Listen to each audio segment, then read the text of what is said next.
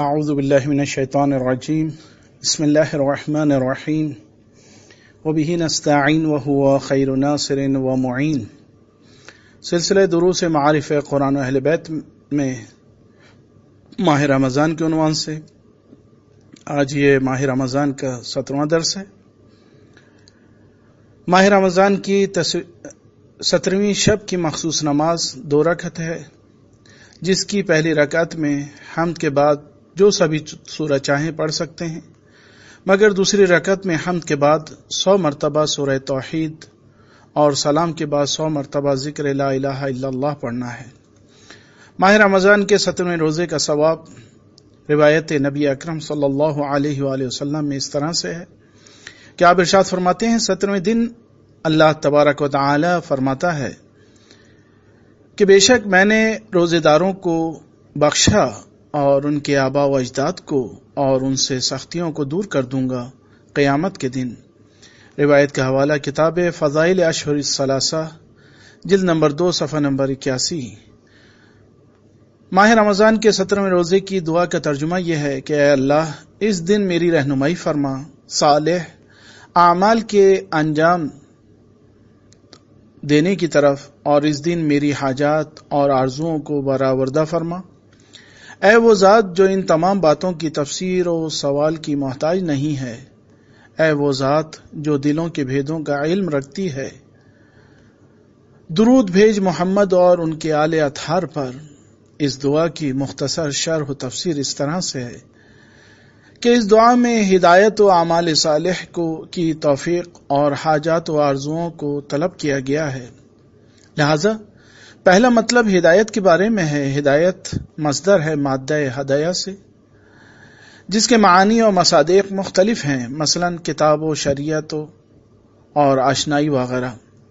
قرآن میں ہدایت جیسا کہ سورہ طٰہٰ کی آیت نمبر 123 میں ارشاد ہوا، اللہ نے کہا تم دونوں یہاں سے نیچے اتر جاؤ، حضرت آدم و حوا کے بارے میں، کہ تم حضرت آدم و حوا اور شیطان کے بارے میں کہ تم سب یہاں سے اتر جاؤ، تم سب ایک دوسرے کے دشمن ہو۔ اگر میری طرف سے تم لوگوں کے پاس ہدایت آئے تو جو میری ہدایت کی پیروی کرے گا وہ نہ گمراہ ہوگا اور نہ مشقت میں پڑے گا۔ سورہ شعراء کی آیت نمبر 52 میں ارشاد ہوا، اور اسی طرح ہم نے تمہاری طرف اپنے حکم سے روح یعنی قرآن کی وحی کی، ورنہ تمہیں کیا معلوم کہ کتاب کیا ہے اور ایمان کیا ہے۔ اور اللہ نے قرآن کو نور قرار دیا، جس کے ذریعے سے ہم اپنے بندوں میں سے جس کی چاہتے ہیں ہدایت کرتے ہیں، اور بے شک تم سیدھے راستے کی ہدایت کر رہے ہو۔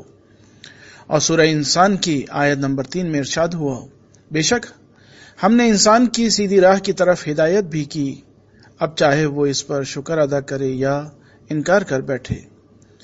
روایات میں ہدایت کے حوالے سے مولا متقیان علی ابن ابی طالب علیہ السلام سے روایت ہے کہ آپ ارشاد فرماتے ہیں، بے شک تم لوگ آگاہ ہو چکے ہو اگر سمجھنے والے ہو، اور تمہیں سنایا جا چکا ہے اگر سننے والے ہو، اور تمہیں ہدایت دی جا چکی ہے اگر ہدایت پانے والے ہو۔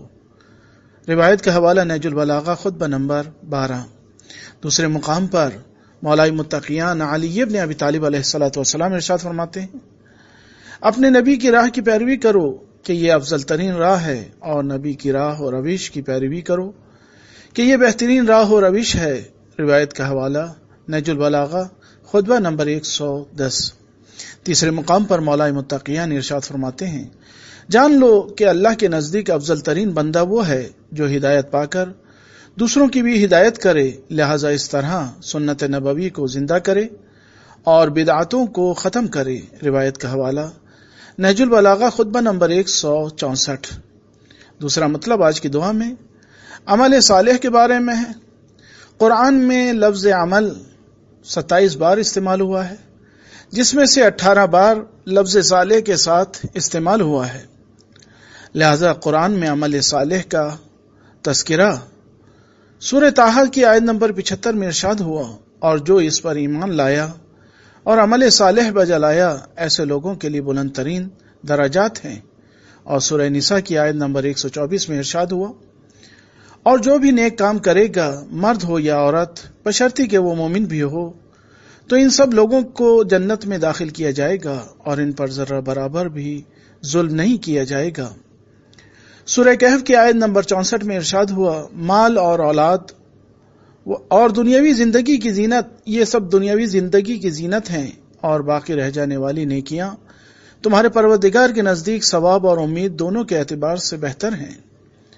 روایات میں عمل صالح کے تذکرے کے حوالے سے مولا متقیان علی بن ابی طالب علیہ الصلوۃ والسلام سے روایت ہے کہ آپ نے ارشاد فرمایا، عمل صاحب عمل کا دوست ہے، عمل کامل ترین چیز ہے جو انسان انجام دیتا ہے، دینداری گنج ہے، عمل اس کی نشانی ہے، اور کوئی بھی عمل خیر اس وقت تک کامل نہیں ہو سکتا جب تک اس میں یقین اور پرہیزگاری نہ ہو۔ روایت کا حوالہ کتاب الحیات جلد نمبر 1 صفحہ نمبر 468 اور کتاب شرح غرر الحکم جلد نمبر 7 صفحہ نمبر 277۔ امام محمد باقر علیہ الصلوۃ والسلام ارشاد فرماتے ہیں، بے شک ہماری ولایت بغیر عمل کے حاصل نہیں ہو سکتی ہے۔ روایت کا حوالہ کتاب الحیات جلد نمبر 1 صفحہ نمبر 468۔ امام جعفر صادق علیہ الصلوۃ والسلام ارشاد فرماتے ہیں، بے شک وہ دائمی طور پر بجا لانے والا عمل جو یقین کے ساتھ ہو وہ بغیر یقین کے بجا لانے والے کثیر عمل سے زیادہ بہتر ہے۔ روایت کا حوالہ کتاب الحیات جلد نمبر 1 صفحہ نمبر 203۔ مولا متقیان علی بن ابی طالب علیہ الصلوۃ والسلام ارشاد فرماتے ہیں، بے شک تم میں سے کوئی بھی عمل قبول نہیں کیا جائے گا مگر یہ کہ تم نے اس میں اخلاص کو مد نظر رکھا ہو اور اسے اپنی خواہشات اور دنیاوی امور سے آلودہ نہ کیا ہو۔ کتاب کا حوالہ غرر الحکم صفحہ نمبر 155۔ تیسرا مطلب آج کی دعا میں انسان کے اللہ کی طرف محتاج ہونے کے بارے میں، لہٰذا سب سے پہلے قرآن میں انسان کا اللہ کی طرف محتاج ہونے کا ذکر اس طرح سے ہے کہ سورہ فاطر میں کی آیت نمبر 15 میں ارشاد ہوا، اے لوگوں تم سب اللہ کی طرف محتاج ہو اور اللہ بے نیاز و قابل تعریف ہے۔ اس کے بعد سورہ علق کی آیت نمبر 6 اور 7 میں ارشاد ہوا، بے شک انسان سرکشی کر جاتا ہے جب اپنے آپ کو بے نیاز پاتا ہے۔ اس کے بعد سورہ توبہ کی آیت نمبر 81 اور 82 میں ارشاد ہوا، وہ لوگ رسول کی مخالفت کرتے ہوئے اپنی جگہ پر پیچھے بیٹھے رہ جانے پر خوش ہوئیں اور انہیں اپنی جان و مال سے اللہ کی راہ میں جہاد کرنا ناگوار گزرتا ہے، اور وہ کہتے ہیں کہ تم لوگ بھی گرمی میں نہ نکلو، تو اے نبی تم ان سے کہہ دو کہ آتش جہنم اس سے زیادہ گرم ہے۔ اگر وہ لوگ اس بات کو سمجھ لیتے، لہذا انہیں چاہیے کہ ہنسیں کم اور روئیں زیادہ، یہی ان کے کیے کی جزا ہے۔